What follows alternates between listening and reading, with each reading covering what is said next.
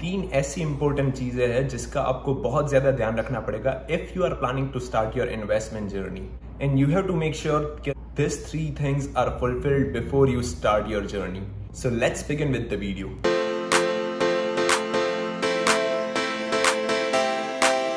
Hi friends, welcome back to my channel Simplified Life. मैं वैभव आप सबका बहुत स्वागत करता हूं और आशा करता हूं कि आप सब बहुत अच्छे होंगे. Now before moving forward to this video, आप मुझे ये पूछेंगे कि क्या इन्वेस्टमेंट करना बहुत ज्यादा जरूरी है?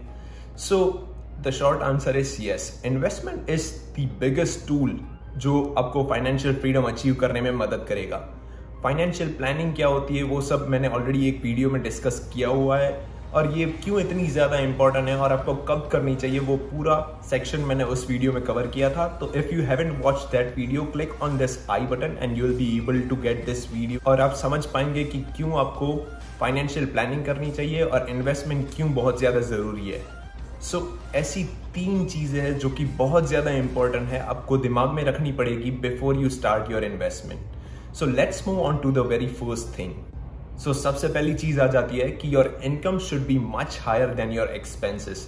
Ideally it should be more 50% than your expenses. Let's assume कि आपके एक्सपेंसेस है $2,000. आपकी इनकम एटलीस्ट 3,000 होनी चाहिए, जो कि 50% ज्यादा है. If it's not the case, you have to increase your income or else you have to decrease your expenses, जिससे कि आप ये वाला क्राइटेरिया फुलफिल कर सके. और ये क्यों इतना ज़्यादा ज़रूरी है कि अगर आपकी इनकम सफिशिएंट होगी ही नहीं, then you would not be able to invest any of your money, क्योंकि आपके पास कोई पैसे है ही नहीं अलग से जिसके आप इन्वेस्ट करके अपना फ्यूचर सिक्योर कर सके. So what are the tactics? By following that tactics, you would be able to achieve this state. First thing कि आप अपनी स्किल्स को एनहेंस करने में ध्यान दें. अपनी स्किल्स एनहेंस करेंगे तो definitely your income is going to increase, because you'd be able to get promotions and you'd be able to achieve more in your life.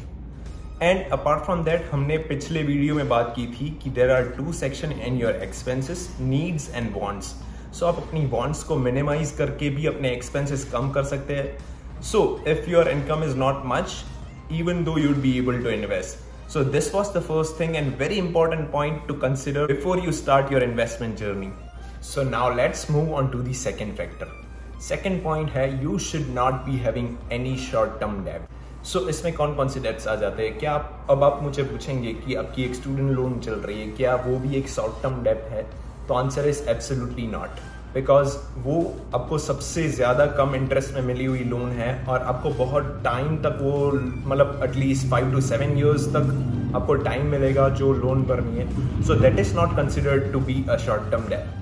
Bye short term I mean that आपको ऐसे dates जो कि 1 साल के अंदर अंदर भरने हैं. शॉर्ट टर्म डेट में क्या चीज़ आ जाती है? शॉर्ट टर्म डेट में सबसे पहली चीज़ आ जाती है your credit card debts. Make sure you don't have any credit card debts. It is anyway going to impact your credit score, which is in a long run आपको बहुत ज़्यादा परेशानी दे सकता है. So make sure कि आपका एक भी डॉलर का डेट क्रेडिट कार्ड के ऊपर ना हो. सेकेंड डेट जो कि शॉर्ट टर्म में मैं कंसिडर करता हूँ वो है बोरोइंग्स. अगर आपने किसी फ्रेंड से कुछ टाइम पहले थोड़ी सी अमाउंट ली है या फिर आपको कहीं से मिले हैं जो कि आपको रिटर्न करना है, तो you should be clearing that first before starting your investment journey.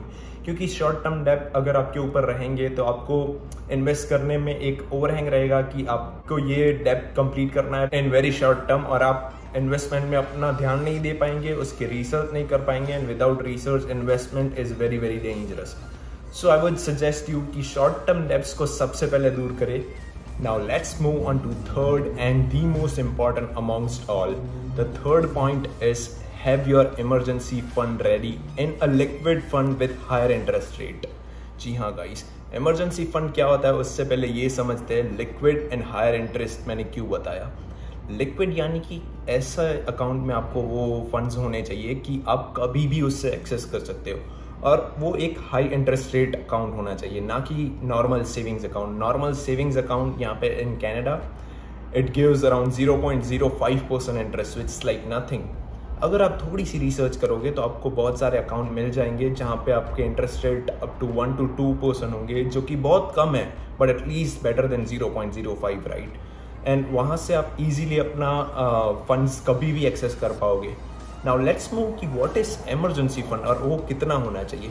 Emergency fund क्या होता है कि जब जस्ट इमेजिन इन केस कि आपकी जॉब अचानक से चली जाए, व्हेन इन कोविड आपको पता ही है कि कैसे लोगों को ले ऑफ किया गया था। सो ऐसे कभी भी कोई भी इमरजेंसी आ सकती है जिससे के कारण आपके पास एटलीस्ट थोड़े से फंड होने चाहिए कि जो आपको आपके लिविंग एक्सपेंस को कवर कर सके।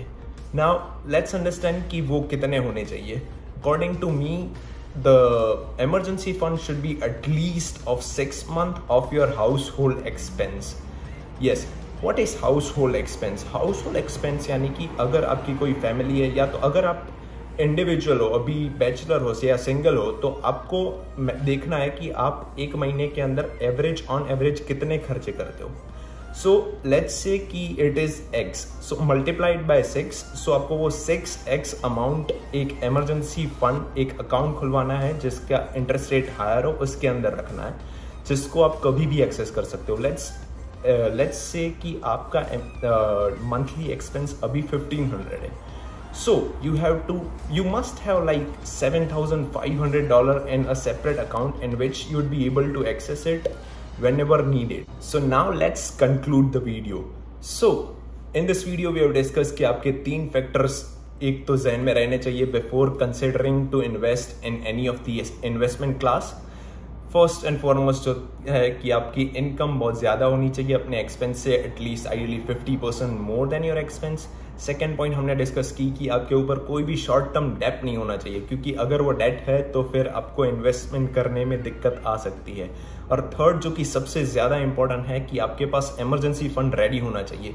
सो if you have fulfilled this 3 criteria, you are all set to start your investment journey and I wish all the best for it.